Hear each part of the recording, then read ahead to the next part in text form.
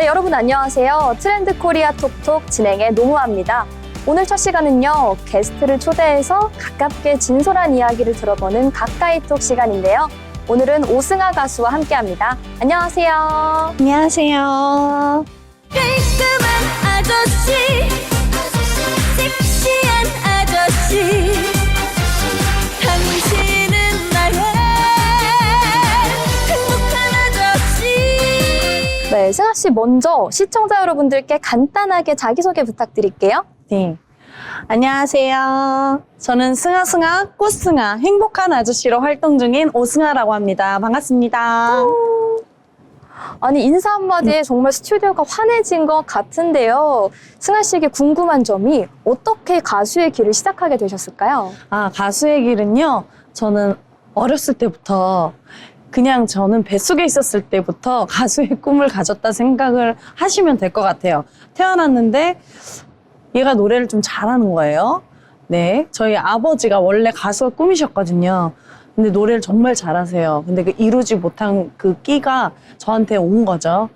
그래서 3살 때 호랑나비를 부르면서 할머니들 앞에서 춤을 이렇게 추면서 노래를 했대요. 그게 너무 기특하고 쟤는 영재다 이러면서 이제 가수의 꿈을 예술적으로 여러 가지를 배우면서 이제 키워나가기 시작했고, 국악도 배우고 뭐 나중에는 오디션 프로그램으로 정식적으로는 오디션 프로그램으로 이제 저를 알리기 시작하게 된 것 같습니다.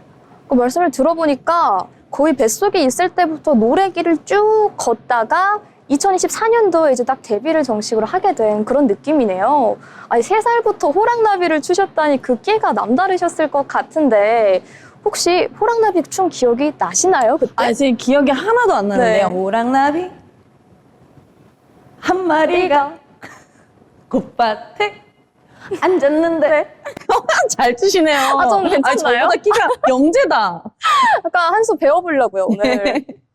네, 아무튼 정말 떡잎부터 달랐다, 이런 말이 정말 승아 씨한테 어울리시는 것 같습니다.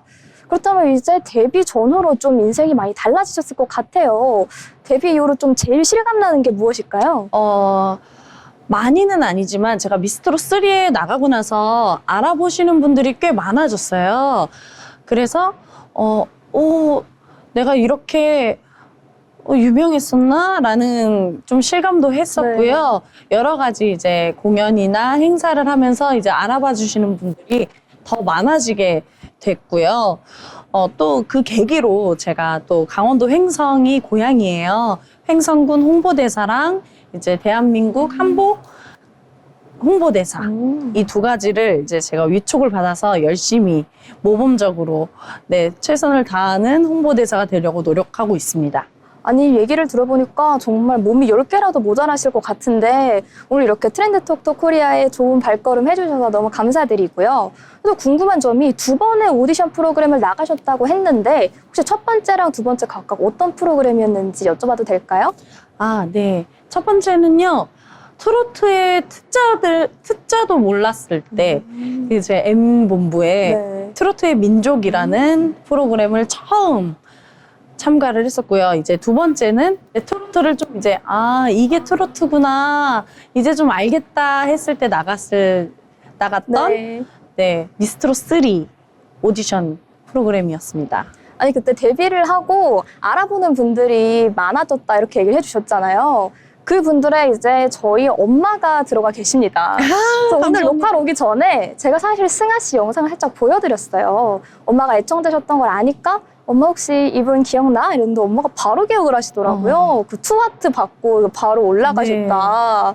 그래서 저도 좀 괜히 대리 팬심을 느끼는 그런 계기였던 것 같습니다. 감사합니다. 저 엄마가 예쁘다고 되게 좋아하셨는데 실물이 훨씬 아름다우시다고 아까 카톡으로 말씀드렸거든요. 어머니 감사합니다. 네, 앞으로도 이렇게 많은 팬분들의 사랑 받으면서 승승장구하실 것 같은 좋은 예감이 듭니다.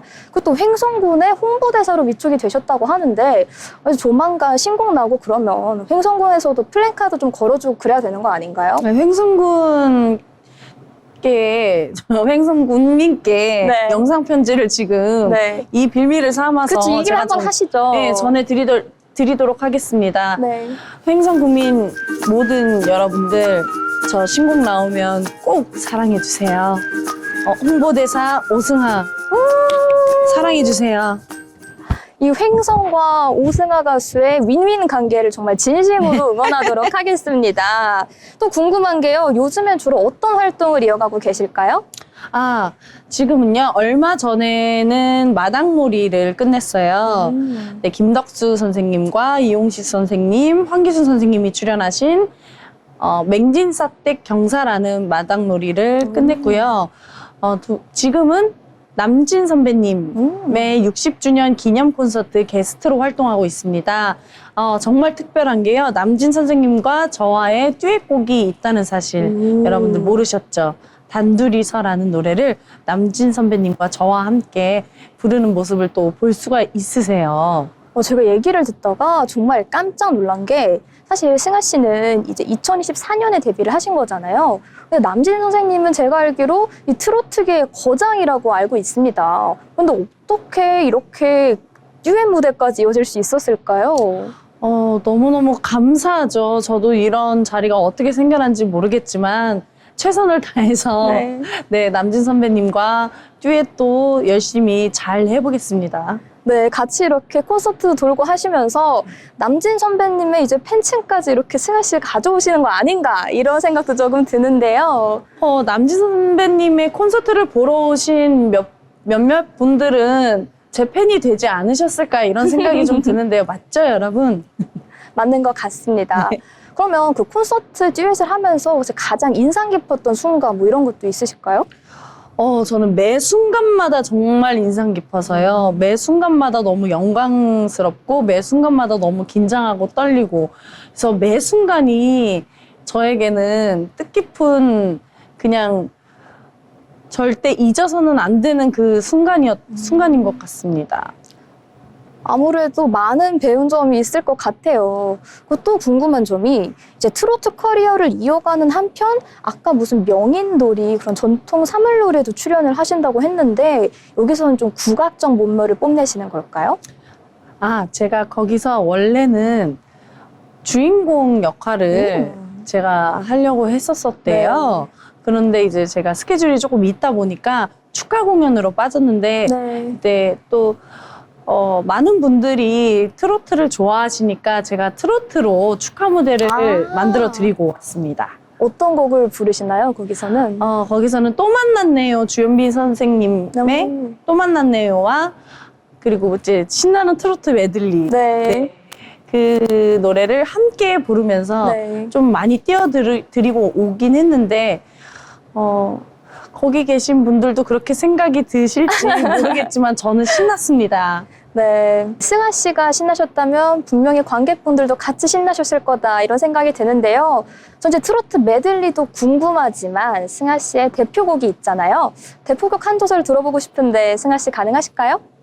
네, 제가 지금 활동하고 있는 행복한 아저씨, 전국에 계신 모든 아저씨들의 행복을 위한 곡 들려드릴게요. 멋진 아저씨 잘 나가는 아저씨 어쩌다가 가끔씩은 귀여운 아저씨 깔끔한 아저씨 섹시한 아저씨 당신은 나의 행복한 아저씨. 지금 이 방송을 보고 계시는 전국의 모든 아저씨들이 조금 설레셨을 것 같은데 가사가 아주 인상 깊습니다. 멋진 아저씨, 잘생긴 아저씨, 귀여운 아저씨, 그치만 당신은 나의 행복한 아저씨. 네, 잘생긴 아저씨는 없지만 있다고 칩시다. 네. 많은 아저씨들이 등장을 하다 보니까 순간 당연히 잘생긴 아저씨도 있지 않나 이런 생각이 드는데 잘생긴 아저씨는 왜 빼셨나요? 모든 아저씨가 저는 다 잘생겼다고 네, 생각을 하고 부르기 때문에. 그건 기본값이다. 네. 제가 그렇죠. 기본이 없었네요. 네, 너무 행복한 아저씨 잘 들었고요. 또 앞으로 여쭤보고 싶은 게 승아 씨 앞으로의 좀 활동 계획 이런 거 간단히 소개해 주실 수 있을까요?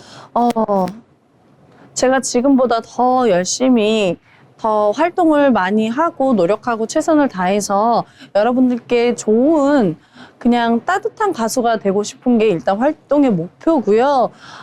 이제 조만간에 강윤원 선생님과 작업 중인 곡이 있습니다. 아버지라는 곡인데요. 이것도 전국에 계신 모든 아버지를 위한 노래예요. 그래서 들으시면 내 얘기 같다 이렇게 생각이 드실 수도 있어요. 좀 애절하고 감성 깊은 노래이니까요. 여러분들 아버지라는 노래도 많은 사랑 부탁드립니다. 네, 뭔가 느낌이 싸이의 아버지를 제치고 이제 조만간 이제 승아 씨의 아버지가 국민 대표곡으로 자리매김할 것 같다 이런 생각이 드는 것 같습니다. 그렇다면 이제 어머니는 안 챙겨주시는 건가요? 어머니는 여러분들이 아버지를 많이 사랑해 주시면 어머니 후속곡 나가겠습니다. 어머니, 전국에 계신 모든 어머님들 기다리세요. 기다리세요. 이게 딱 굉장히 전략적인 행보라는 생각이 드는 게 첫 번째로 이제 아저씨로 전반적인 국민을 공략을 한 다음에 그다음에 약간 타겟층을 아버지로 좁히고 아버지가 잘 되면 이제 타겟층을 어머니까지 넓혀가는 그런 느낌으로 볼 수 있을 것 같은데 다음에는 할머니까지 네. 나 할아버지. 네. 정말 전 세대를 아우르는 국민 가족 트로트 가수가 될 것 같다 이런 생각이 드는 것 같습니다. 이제 아버지로 가수의 꿈을 생각을 하게 되셨는데 또 신보를 아버지로 이어가신다고 하니까 굉장히 너무 흥미로운데요. 또 이제 신곡 얘기 말고 앞으로 가수로서 올해 하반기에 이 목표는 이루고 싶다 이걸 여쭤봐도 될까요? 올해 하반기에는요, 행복한 아저씨가 그래도 전국에 계신 모든 전 국민보단 네, 절반만 좀 알아주셨으면 좋겠다는 마음으로 활동해 보겠습니다. 여러분들 행복한 아저씨 잊지 말아주세요. 네, 행복한 아저씨를 잊지 말아달라는 말씀 잘 들었습니다. 또 여쭤보고 싶은 게 우리 승아 씨를 응원해주고 지지해주시는 팬분들이 있잖아요. 팬분들에게 이 기회를 빌어 한마디 전해주시죠. 늘 옆에서 응원해주시고 사랑해주시는 여러분들이 있기에 제가 있습니다. 이렇게 사랑 많이 주신 만큼 제가 열심히 노래로 즐거움으로 보답해드리겠습니다. 항상 오승아 믿고 사랑해주세요. 감사합니다. 팬 여러분들 사랑해요. 네, 오늘 미모가 정말 빛을 발하고 계시기 때문에 팬분들이 방송 보고 너무 좋아하실 것 같습니다. 근데 이제 또 팬분들에게 한마디를 했지만 우리 행복한 아저씨 토하면은 아버지에게도 한마디 해드리면 좋을 것 같아요. 전국에 계신 우리 아저씨, 아버지, 모든 아저씨들, 아버지들, 오승아가 옆에서 노래로 응원해드리겠습니다. 항상 행복하시고요. 항상 힘내시고, 항상 건강하세요. 화이팅! 화이팅! 네, 이런 응원의 목소리를 받으니까 받는 팬분들이 너무 깊게 힘이 나실 것 같습니다. 또 승아 씨에게 개인적으로 궁금한 점 하나를 질문을 해보자면 사실 이제 트로트계에는 2024년에 데뷔를 하셨지만 아까 말씀하신 것처럼 노래 인생을 정말 길게 걸어오셨었어요. 근데 이제 23년 차 소리꾼이다 이런 얘기도 들어봤거든요, 제가. 네. 혹시 그 국가무형유산 경기민요 전수자라고 하시는데 제가 알기로 이게 되게 어려운 거라고 들었습니다. 그냥 제가 오랜 세월, 오랜 시간을 투자하면서 걸어와서 자연스럽게 이렇게 전수자의 길도 걷고 한 게 아닐까 싶어요. 또 각종 대회에서 제가 좀 수상 기록도 있고, 또 대학교 진학, 고등학교, 대학교 진학도 국악과를 또 나오다 보니까 이게 자연스럽게 스며들지 않았나 싶습니다. 오늘 이제 승아 씨 모시고 얘기를 들어봤는데 정말 국악 그리고 트로트를 넘나들면서 많은 경력을 갖고 계시는 것 같습니다. 베테랑적인 면모 그리고 신인다운 톡톡 튀는 매력까지 같이 갖고 계신 것 같은데요. 이런 매력의 승아 씨 앞으로 좀 더 승승장구하시길 저희가 진심으로 응원하겠습니다. 승아 씨 그러면 마지막으로 트렌드토리아 톡톡 시청자분들께 한마디 부탁드릴게요. 네, 오늘 이렇게 여러분들을 만나 뵙게 되어서 진심으로 영광이고요. 오늘 좀 떨려서 말을 잘 못했지만 지금도 못하지만 여러분들 저는 항상 한결같은 최선을 다하는 모습으로 여러분들께 인사를 항상 드리도록 하겠습니다. 트렌드 톡톡 코리아 화이팅! 화이팅! 죄송한데 트렌드 코리아 톡톡이니까 한 번만 더 부탁드릴게요. 네. 트렌드 코리아 톡톡 화이팅! 화이팅! 네, 오늘 가까이톡에서는 이렇게 트로트 가수 오승아 씨 모시고 함께 봤는데요. 오늘 밝은 에너지로 스튜디오 채워주셔서 진심으로 감사드리고요. 다음에도 신곡 나오면 또 저희 방송 방문해주세요. 승아 씨 감사합니다. 수고하셨어요. 감사합니다.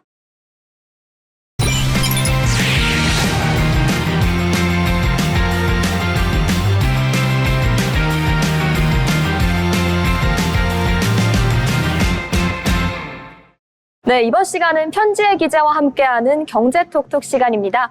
편 기자 오랜만입니다. 어서 오세요. 네, 안녕하세요. 잠시 자리를 비우는 동안 기다려주신 분들께 감사 인사 먼저 드리겠습니다. 앞으로도 유익하고 재미있는 경제 소식 빠르고 정확하게 전달해 드리도록 하겠습니다. 네, 오늘의 첫 번째 소식 바로 방산입니다. 네. 한국이 유럽의 무기 공동 구매 프로그램에 참여할 수 있다 이런 얘기가 나오고 있는데 맞을까요? 네, 그렇습니다. 핵심은 이겁니다. 유럽연합이 245조 원의 규모의 무기 공동 구매를 추진하고 있는데요. 한국이 여기에 참여 절차를 밟고 있습니다. 보통은 개별 국가와 계약을 맺어 수출하는데 이번엔 유럽연합 전체가 함께 무기를 사는 구조라 의미가 크다고 합니다. 쉽게 말해서 한국이 대형 장터에 들어간다 이렇게 말할 수 있을까요? 네, 맞습니다. 일반 매장과 백화점 입점의 차이라고 보시면 됩니다. 백화점에 들어가면 더 많은 소비자에게 노출이 되고 신뢰도도 높아지겠죠. 그럼 이렇게 대형 장터에 진입을 하게 되면 우리 기업에는 좀 어떤 효과가 있을까요? 네, 크게 세 가지입니다. 까다로운 유럽 시장에서 기술력을 인정을 받는 계기가 됩니다. 둘째로는 단순 수출이 아니라 현지 서비스 부품 공급망까지 얽히게 되어 장기 매출에 기대가 되기도 합니다. 세 번째로는 레퍼런스 효과로 유럽에서 통과했다는 사실 자체로가 다른 나라의 수출에도 힘이 되기도 합니다. 네, 전반적으로 기술력도 인정을 받고 매출도 상승하면서 가능성이 더더욱 커지고 있다 이렇게 요약할 수가 있을 것 같은데요. 이렇게 좋은 기회 같지만 분명 걸림돌도 존재할 것 같습니다. 네, 그렇습니다. 조건이 매우 까다롭습니다. 예를 들어 유럽산 부품을 일정 비율 써라, 기술 자료는 유럽 내에서만 관리해라 같은 규정이 따라올 수가 있습니다. 그래서 기회는 크지만 준비가 없으면 오히려 부담이 될 수가 있습니다. 네, 편기자 설명을 정리해 보자면 문은 열렸지만 그 안에 들어가려면 철저한 준비가 필요하다 이렇게 해석해 볼 수 있을 것 같습니다. 맞습니다. 조건을 맞춰 뛰어야 하는 장거리 경기라고 보시면 맞겠습니다. 네, 그리고 두 번째로는 전력 문제가 있다고 하는데요. AI 확산으로 전기 사용이 크게 늘고 있다는 상황인데 맞을까요? 네, 국제에너지기구에 따르면 데이터 센터 전력 소비가 2030년쯤 지금의 2배까지 늘 수가 있습니다. 특히 생성형 AI 같은 서비스가 늘면서 전기 사용량이 눈에 띄게 증가하고 있습니다.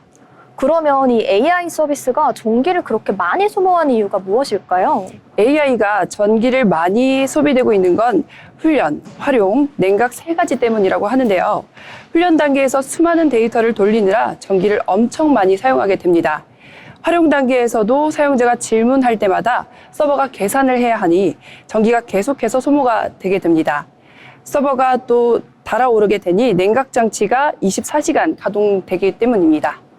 결국 그 전기를 먹는 주범이 훈련, 활용, 냉각 이 세 가지겠네요. 네, 쉽게 말해 AI 서버실은 책 수천 권을 동시에 읽는 학생들과 같다고 합니다. 읽느라 힘이 들고 질문에 답하느라 더 지치고 뜨거워지니까 에어컨을 또 가동해야 하니 전기가 계속 사용되게 되는 겁니다. 그런데 이쯤에서 궁금한 점이 생기는데 최근 AI가 굉장한 기술의 핵심으로 떠올리고 있는 건 잘 알겠습니다. 근데 이렇게 AI로 인한 전기 사용이 늘면 그 전력망은 어떻게 감당을 해야 되는 걸까요? 네, 그래서 세 가지 대책이 필요합니다. 전력망 보강을 위해서 송전선과 변압기를 강화해야 하고 재생에너지 연계를 해서 태양광과 풍력을 데이터 센터와 직접 연결해야 한다고 합니다. 냉각 효율화를 위해 서버를 더 적은 전력으로 시키는 기술이 필요합니다.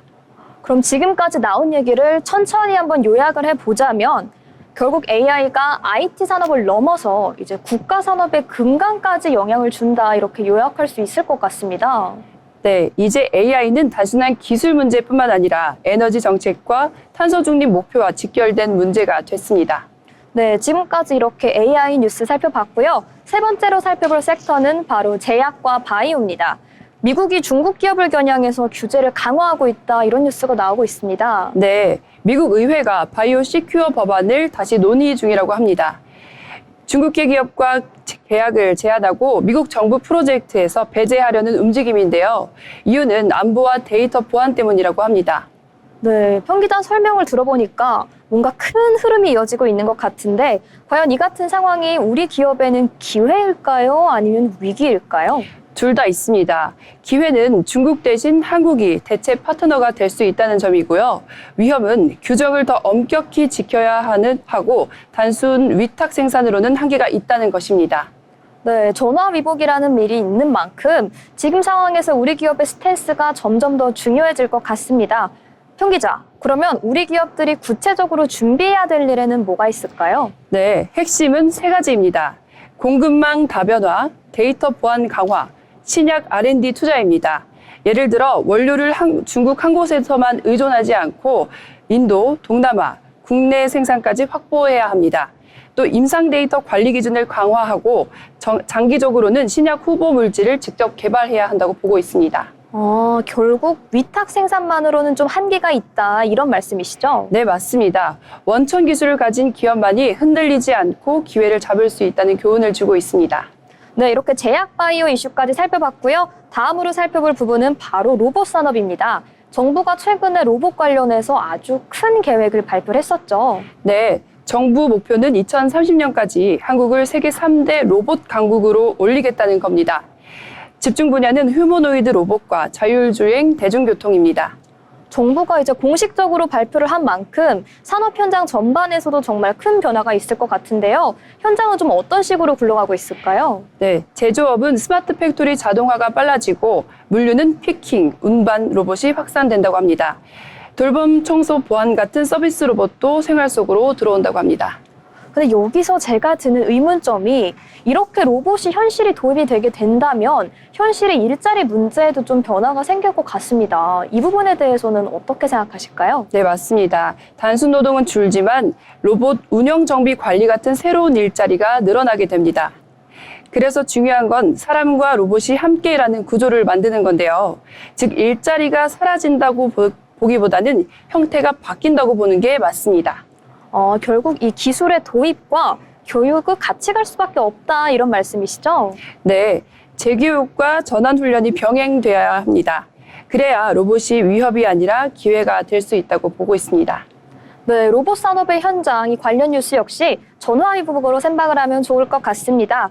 마지막은 K푸드 소식입니다. 라면과 소주 같은 제품이 해외에서 다시 주목을 받고 있다고 하는데요. 네, 올해 K푸드 수출이 꾸준히 증가세입니다. 특히 라면, 즉석식품, 그리고 검은 반도체라고 불리는 김이 효자 품목으로 꼽히고 있습니다. 김이 검은 반도체라는 설명이 정말 인상적인 것 같습니다. 그런데 이런 K푸드 왜 이렇게까지 잘 팔리는 걸까요? 네, 이유는 세 가지입니다. 한류 콘텐츠와 연계, 현지화된 맛과 포장, 편의점 온라인 유통 확대입니다. 예를 들어 드라마 속에서 배우가 먹는 라면이 바로 해외 매대에 깔리고 현지 입맛에 맞춘 매운맛 단계와 컵라면 포장이 소비를 끌어올렸다고 합니다. 이런 배경이 있었기에 이렇게 K푸드가 전 세계적으로 인기를 얻은 것 같습니다. 그럼 앞으로 이 K푸드 시장이 더 설계적으로 성장하려면 어떤 노력을 해야 될까요? 네, 핵심은 물류비 절감, 그리고 각 나라별 규제 대응, 그리고 프리미엄 이미지 강화입니다. 이 세 가지를 해내야 일시적 유행이 아닌 지속 가능한 산업이 될 수 있다고 해석하고 있습니다. 네, 오늘은 편 기자와 함께 방산, 전력, 제약, 바이오, 로봇과 K푸드 컬처까지 살펴봤는데요. 네, 각 산업의 변화가 기업 차원을 넘어 우리 경제와 생활 전반에 영향을 준다는 걸 확인했습니다. 앞으로도 중요한 경제 흐름을 알기 쉽게 전달해드리도록 하겠습니다. 지금까지 편 기자와 함께한 경제톡톡이었습니다.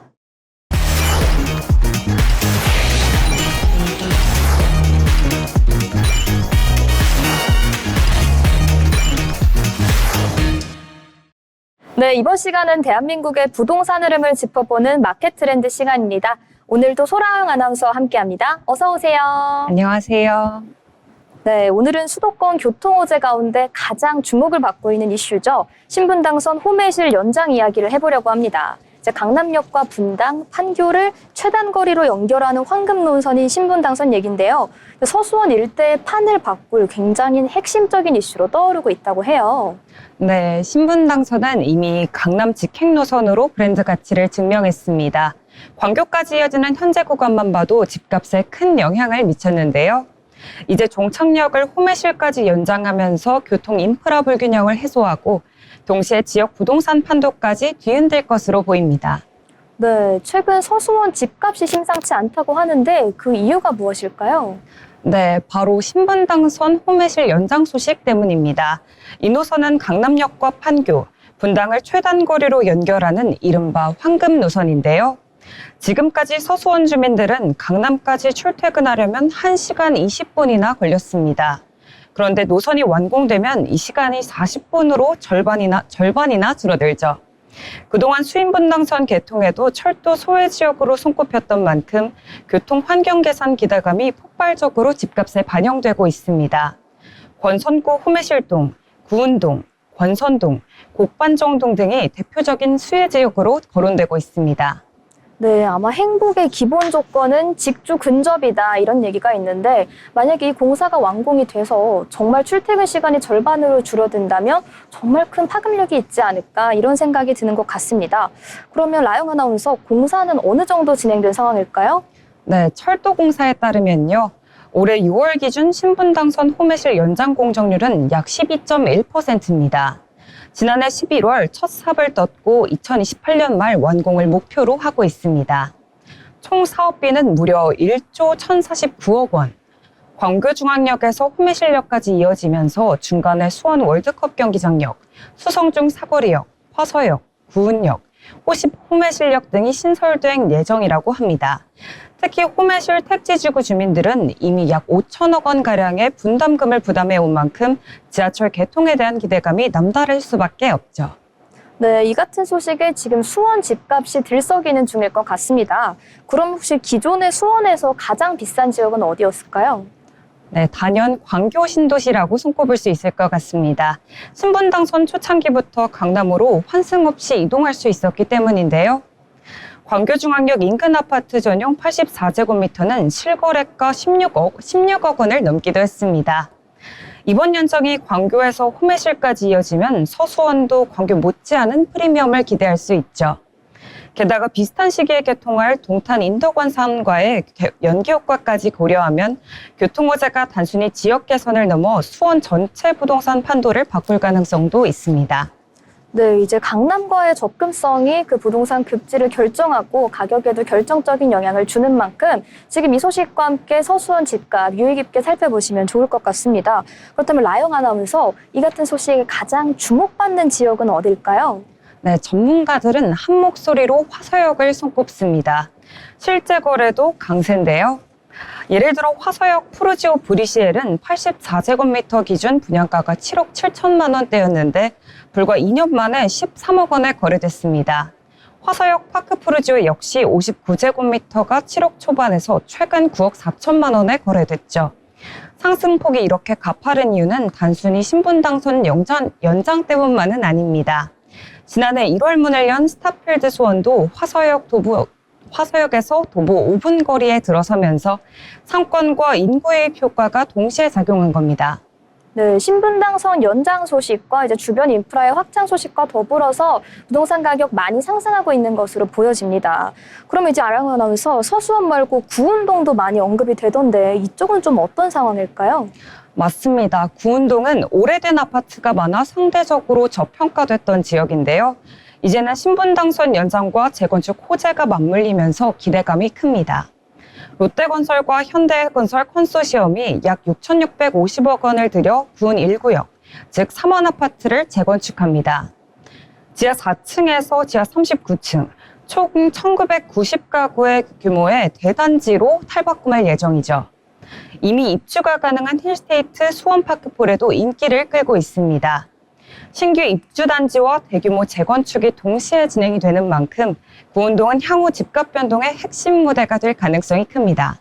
네, 이제 화서역과 구운동 위주로 집중 주목 소식을 전달해 주셨는데요. 혹시 이제 새롭게 신설되는 다른 역들에도 좀 주목할 만한 곳이 있을까요? 네, 있습니다. 바로 수원 월드컵 경기장역입니다. 이 역은 신분당선뿐만 아니라 동탄 인덕원선 환승역으로 설계돼 개통 즉시 더블 역세권이 됩니다. 이미 인근 단지 거래도 들썩이고 있다고 하는데요.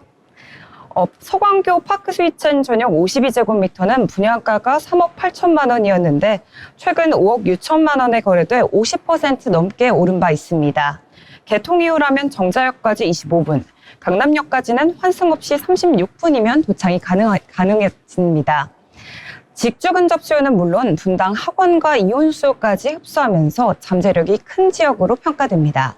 네, 이제 월드컵 경기장을 끼고 있는 동시에 강남과의 접근성까지 개조되면서 조금 더 잠재력이 커지고 있다, 이렇게 해석할 수 있을 것 같습니다. 그렇다면 이제 호매실과 인접한 당수지구는 어떤 상황일까요? 당수지구도 확실한 수혜 지역입니다. 호매실역 접근성이 좋기 때문에 두 지구를 합치면 약 3만 3천 가구가 되는 미니 신도시급 주거단지가 형성됩니다. 계룡건설과 한신공영 컨소시엄이 짓는 엘리프 수원한신도유가 대표적입니다. 총 1,149가구 규모로 곧 분양 예정이죠. 다만 종착역인 호매실역 인근 아파트들은 아직은 거래가 활발하지 않습니다. 신축 분양단지와의 경쟁 탓인데요. 하지만 전문가들은 실제로 강남 접근성이 체감되기 시작하면 가격은 상승 쪽으로 기울 것이다 라고 전망하고 있습니다. 네, 굉장히 좋은 포인트를 짚어주신 것 같습니다. 왜냐면 저만 해도 이 신분당선의 연장 소식엔 항상 관심을 갖고 있었는데 사실 이 호매실역이라는 이름은 처음 들어보거든요. 그만큼 아직 많은 수요가 있진 않은 것 같은데 강남 접근성이 체감되기 시작하는 순간 상승으로 방향 잡을 것 같으니까 부동산 투자 관심 있으신 분들은 주목해보시면 좋을 만한 지역 같습니다. 그럼 이제 동탄 인덕원선과의 개통과도 이 신분당선 연장 시기가 비슷하다는 얘기를 들었습니다. 네, 동탄 인덕원선이 개통되게 되면요. 급행으로 인덕원까지 단 2정거장, 사당까지 30분 이내, 서울역도 45분 안에 닿을 수 있습니다. 신분당선과 동탄 인덕원선이 맞물리면 서수원은 강남, 판교, 분당, 사당, 서울역까지 촘촘히 연결되는 교통 허브로 재탄생하는 겁니다.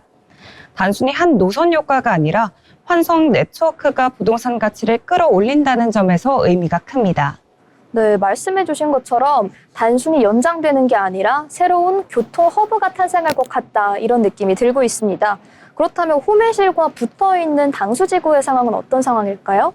네, 아까 앞서 말씀드렸듯이 당수지구도 수혜가 확실한 곳입니다. 호매실역과 접근성이 좋아 두 지구를 합치게 되면요. 아까 말씀드렸듯 3만 3천여 가구가 살 수 있는 미니 신도시급 주거단지가 형성됩니다.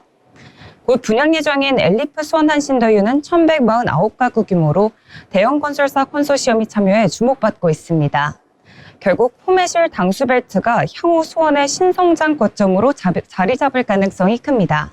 네, 라영 아나운서 오늘 말씀 감사합니다. 이제 교통망의 확충으로 인해서 수원 지역에 새로운 교통 허브가 생길 것 같다, 이렇게 긍정적인 전망 가져가면 좋을 것 같고요. 신분당선 호매실 연장 그리고 동탄 인덕원선과의 연계가 시장에 어떤 변화를 가져올지 주목해 주시면 될 것 같습니다. 저희는 다음 시간 또 다른 부동산 현안과 트렌드 짚어보도록 하겠습니다.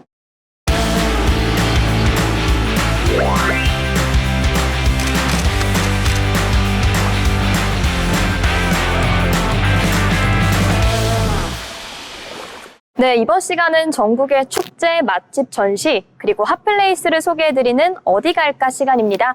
오늘은 유지영 아나운서와 함께합니다. 안녕하세요. 지영 아나운서, 오늘은 어디로 떠나볼까요? 네, 오늘은 송파 올림픽공원 88 잔디마당 일대로 떠나볼 건데요. 선선한 바람이 불어오기 시작하면서 본격적인 가을이 시작이 됐습니다. 앵커님은 가을 나들이 계획 있으신가요? 네, 저는 가을 날씨를 즐기면서 좀 산책하는 걸 좋아하는데요. 날씨가 시원해진 만큼 오늘 퇴근하면서 걸어가 보려고 합니다. 네, 좋습니다. 그런데 또 하나 가을을 즐길 수 있는 방법이 있죠. 바로 가을 축제입니다. 2000년 전 찬란했던 백제 역사의 흔적을 고스란히 품고 있는 이 송파구에서 매년 열리는 축제가 있는데요. 바로 한성백제 문화제입니다. 네, 이름만 들어도 깊은 역사가 느껴지는 그런 축제인 것 같은데요. 한성백제문화제가 어떤 축제인지 간략하게 소개해 주시죠. 네, 한성백제문화제는 1994년 한성백제의 도시 송파라는 주제로 시작되어 올해 제25회를 맞이하는 서울의 대표적인 역사 문화 축제입니다. 이번 연도에는 9월 26일 금요일부터 9월 28일 일요일까지 개최가 되는데요. 올림픽공원 88 잡리마당 일대가 축제장으로 변신합니다.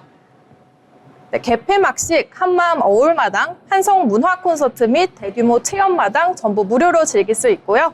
다만 소규모 체험마당 중 유료로 즐길 수 있는 공간도 준비되어 있습니다. 네, 정말 많은 콘텐츠가 준비되어 있는 것 같은데 그렇다면 2025년의 축제 주제는 과연 무엇일까요? 네, 올해의 주제는 하나 되어 나아가는 문화의 힘입니다. 송파구는 2000년 전 찬란한 문화를 꽃피운 한성백제의 수도이자 2025년은 세계인을 사로잡은 K-팝 문화의 중심이 됐죠. 시간과 공간을 같이하여 오늘을 사는 우리에게 닿은 그 문화의 숨결을 기억하며 하나 되어 미래로 나아가자는 의미를 담고 있습니다. 네, 문화의 연대를 느낄 수 있을 것 같습니다. 그렇다면 어떤 프로그램들로 구성이 되어 있을까요? 네, 3일간 국악, 클래식, K-팝이 어우러지는 고품격 문화 공연부터 온 가족이 즐길 수 있는 체험 행사와 먹거리 장터 등 다채로운 프로그램이 준비되어 있습니다. 네, 설명해 주신 것처럼 굉장히 다채로운 콘텐츠로 준비가 되어 있는 것 같은데요. 혹시 주요 프로그램들을 조금 더 구체적으로 설명해 주실 수 있을까요? 네, 먼저 개막 공연입니다. 9월 26일 금요일 오후 7시부터 9시까지 개막 공연이 펼쳐집니다. 드론 라이트쇼 더 송파는 600여 대의 드론이 날아올라 구 캐릭터 하하호호를 비롯해 자연 상징물인 망벚꽃, 소나무, 학 등으로 변신하며 가을 밤하늘을 수놓는데요. 또 펀치, 기리보이, 피프티피프티의 K-팝 축하 공연까지 볼 수 있습니다. 예술 구경과 드론쇼가 어우러진 감동의 서막이 기대가 됩니다. 이어서 한마음 어울마당입니다. 9월 27일 토요일 오후 5시부터 8시까지 송파구민 화합의 장이 열리는데요. 송파구 각동 자치회관 수강생들이 펼치는 난타, 댄스, 풍물놀이, 합창 등 풍성한 무대입니다. 그리고 송파구 자매도시인 뉴질랜드 크라이스트 처치시의 마오리족 전통춤 무대도 만나볼 수 있는데요. 세대와 이웃이 함께 즐길 수 있는 무대가 구성될 것 같습니다. 네, 그리고 마지막 날 주요 프로그램도 살펴볼까요? 9월 28일 일요일 오후 7시부터 9시까지는 한성 문화 콘서트 폐막 공연으로 축제의 대미를 장식하는데요. 국악의 깊이와 K-팝의 열기를 느낄 수 있습니다. 전국 최초로 판소리 입재창을 선보인다고 하는데요. 김주리, PH1, 폴킴의 무대 만나볼 수 있습니다. 가을밤의 힐링 콘서트가 될 것 같아요. 상설 프로그램도 빠질 수가 없죠. 온 가족이 함께 즐기는 체험 프로그램과 먹거리 장터입니다. 체험마을은 축제 전일 오전 10시부터 오후 7시까지 볏짚 미끄럼틀, 에어바운스 암벽 등반, 백제 의상 체험까지 경험할 수 있는 총 28개의 다채로운 체험 마을이고요. 한성 백제 장터는 축제 전일 오전 11시부터 오후 9시까지 다양한 맛과 정치를 즐기며 축제의 즐거움을 더하는 풍성한 먹거리 장터입니다. 앵커님은 어떤 프로그램이 가장 기대가 되시나요? 네, 제 예상보다도 훨씬 많은 다채로운 프로그램들이 준비가 되어 있는 것 같습니다. 어떤 프로그램이 가장 기대되냐고 하기에는 제가 딱 한 개만 꼽긴 어려울 것 같은데요. 우선 이제 드론 라이트 쇼는 정말 빼놓을 수 없는 찬스인 것 같습니다. 왜냐면 이제 가을밤 아래에서 밤하늘을 수놓는 이제 드론들을 보면 정말 아름다울 것 같은데요. 그리고 뉴질랜드와 자매도시가 되어 있다는 것도 처음 한 사실이라 이번 축제를 통해 이제 송파구의 매력을 더 깊게 느낄 수 있는 그런 기회가 될 것 같습니다. 지영 아나운서는 어떤 프로그램이 가장 기대가 되실까요? 저는 아무래도 콘서트가 가장 기대가 될 것 같은데요. 무료로 아이돌의 공연을 볼 수 있다는 기회가 흔치가 않다 보니까 정말 재밌을 것 같습니다. 네, 아무래도 그럼 이런 많은 관람객들로 현장이 정말 붐빌 것 같은데 혹시 축제에 오는 분들이 아시면 유익할 정보가 있을까요? 네, 올해는 기존보다 더 넓은 장소에서 진행이 되는 만큼 전년도에 30만 명을 뛰어넘는 많은 관광객들이 오실 것 같은데요. 관람객 편의를 위해서 대기 예약 시스템을 갖추고 그늘막 쉼터도 조성해서 안전하게 즐길 수 있습니다. 또 곳곳에 전문 안전요원 또한 배치된다고 합니다. 네, 굉장히 철저하게 잘 준비된 행사인 것 같습니다. 그런데 혹시 직접 가지 못하는 시민들을 위한 방법도 준비가 되어 있을까요? 직접 가지 못하는 분들을 위해서도 한성백제문화제는 온라인으로 즐길 수 있는데요. 유튜브 송파TV로 실시간 생방송이 됩니다. 집에서도 실시간으로 축제의 열기를 만나보실 수 있습니다. 9월 26일부터 28일까지 열리는 K문화의 성지 송파에서 열리는 제25회 한성백제문화제 많은 기대 바랍니다.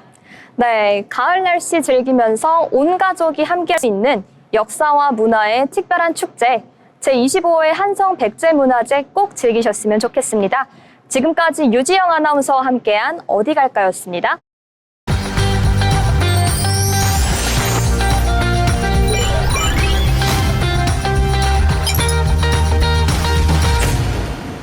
네, 이번 코너는 한 주 동안 기술과 경제를 가장 뜨겁게 달군 뉴스를 쉽고 빠르게 전달해드리는 테크노믹스 시간입니다. 오늘도 임나연 아나운서와 함께합니다. 어서 오세요. 안녕하세요.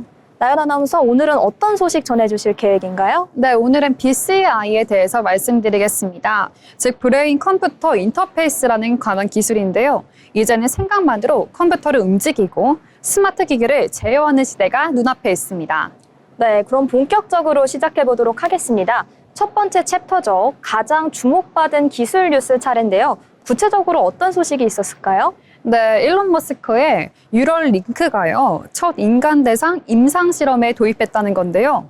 2024년 초 전신 마비 환자에게 뇌 속의 쌀알보다 더 작은 칩을 심었습니다.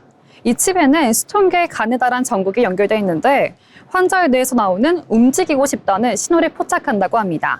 그리고 그 신호를 무선으로 컴퓨터에 보내니까 환자는 손이 쓰지 않고서도 커서를 움직일 수 있습니다. 체스 게임도 즐기고 유튜브 영상을 실행할 수 있는데요. 또 다른 흐름은 수술이 필요 없는 비침습형 BCI도 있습니다. 이것 또한 빠르게 발전하고 있는데요. 머리에 쓰는 EEG 헤드셋을 뇌파를 읽는 방식입니다. 실제로 해외 연구팀은 사용자가 집중하면 드론이 이륙하고 눈을 깜빡이는 신호로 스마트 조명이 켜지는 실험을 성공적으로 시연했습니다. 즉, 수술 없이도 단순한 장비만으로도 기기를 제어할 수 있다는 점이 있습니다. 네, 영화에서 보던 장면이 현실이 된 것 같다, 이런 생각이 듭니다. 근데 나연 아나운서, 아직 이런 게 우리의 일상과는 좀 거리가 있지 않나요? 네, 그렇게 느끼실 수도 있는데요. 의료 분야에서는 이미 실용화 단계에 들어섰습니다. 예를 들어서 루게리병 환자들은 말이나 손발을 움직일 수 없어서 가족과 대화하기가 힘든데요. 여기에 BCI 장치를 연결하면 환자가 머릿속으로 알파벳을 떠올리고 이 신호를 보내서 문장을 입력할 수 있습니다. 실제로 미국의 브레인 게이트 프로젝트에서는 마비 환자가 생각만으로 이메일을 작성하거나 화면 속 커서를 움직여 쇼핑하는 데 성공했습니다. 네, 실용화에도 가까워지고 있다, 이런 생각이 드는 것 같습니다. 그렇다면 이제 기술이 바꾸는 경제 파트로 넘어가 보려고 하는데요. 구체적으로 어떤 핵심 기술 전해주실까요? 네, BCI에 대해서 크게 세 가지로 구분해서 말씀드리겠습니다. 뇌파를 읽고 AI가 해석하고 기계를 움직이는 과정, 세 가지로 분석할 수 있을 텐데요. 먼저 첫 번째 단계부터 말씀드리겠습니다. 먼저 뇌파를 감지해야겠죠. 우리 뇌는 전기 신호를 계속 보내는데 이걸 잡아야 합니다. 이때 쓰는 장치가 바로 뇌 전도계고요. 머리에 쓰는 이모티브, 오픈 BCI, 유로스카이 같은 헤드셋이 대표적입니다. 더 정밀하게 보기 위해서는 뇌 표면에 직접 전극을 내는 피질 뇌전도 같은 방법도 연구되고 있고요. 두 번째 단계는 신호를 해석하는 기술입니다. 수집한 뇌파는 노이즈가 많고 패턴이 약해서 그냥은 쓸 수가 없습니다. 그래서 여기에 AI 기반 신호 처리 기술이 들어갑니다. 사용자가 집중하고 있다, 왼손을 움직이고 싶다 같은 의도된 명령을 파악합니다. 네, 마지막 단계는 기기를 실제로 제어하는 기술입니다. 분석한 신호를 스마트홈 기기나 드론, 화면 커서와 같은 실제 장치로 연결하는 건데요. 이때 사용되는 게 바로 BCI 2000과 같은 BCI 전용 제어 플랫폼입니다. 네, 굉장히 깔끔하게 세 단계로 설명을 해주셨는데, 정리를 하자면 뇌파를 센서로 읽고 AI가 그걸 분석을 해서 기기가 실제로 반응하도록 연결을 하는 거다, 이렇게 이해할 수 있을 것 같습니다. 나연 아나운서, 그러면 이 같은 기술의 전망은 어떻게 될까요? 네, 전망도 알아보겠습니다. 전망에 대해서 말씀드리면요. 글로벌 BCI 시장은 2024년 약 3조 원 규모에서 2030년에는 30조 원 이상으로 커질 전망입니다. 연평균 성장률로 따지면 15에서 18% 성장이 예상되고요.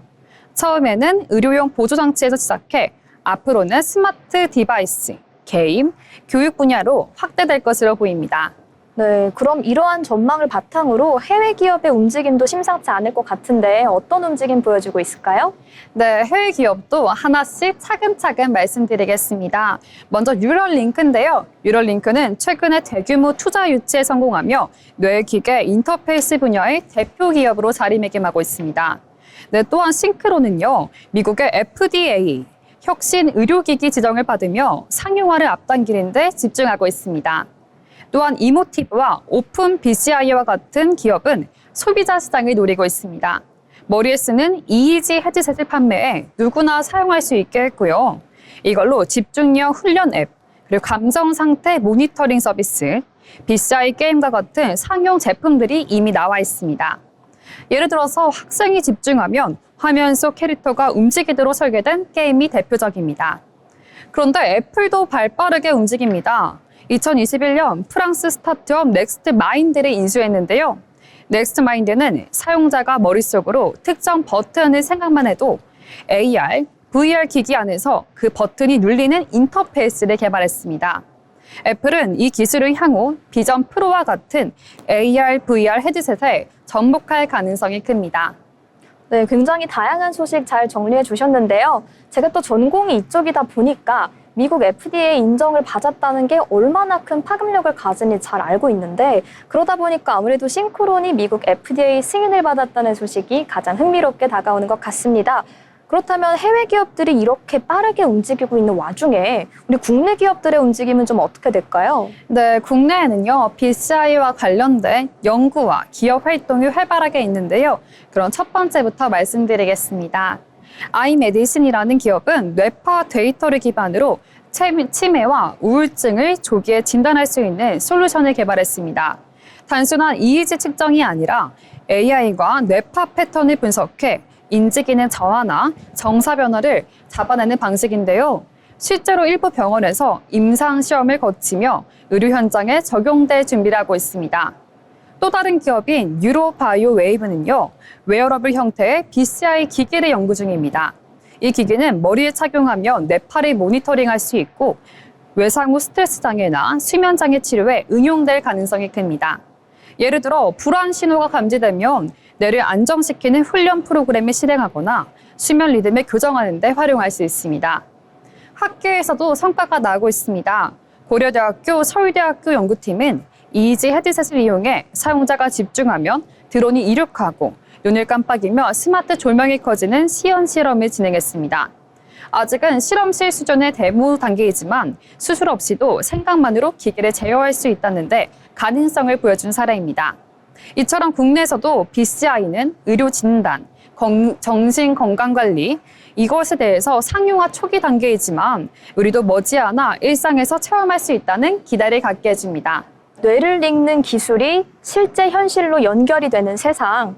BCI는 아직 낯설지만 우리 현실 깊숙하게 들어오고 있다, 이렇게 요약할 수 있을 것 같습니다. 테크노믹스는 이렇게 기술이 산업을 재편하고 기업의 운명을 결정하는 순간을 계속해서 전해드리려고 하는데요. 지금까지 임나연 아나운서와 함께한 테크노믹스였습니다.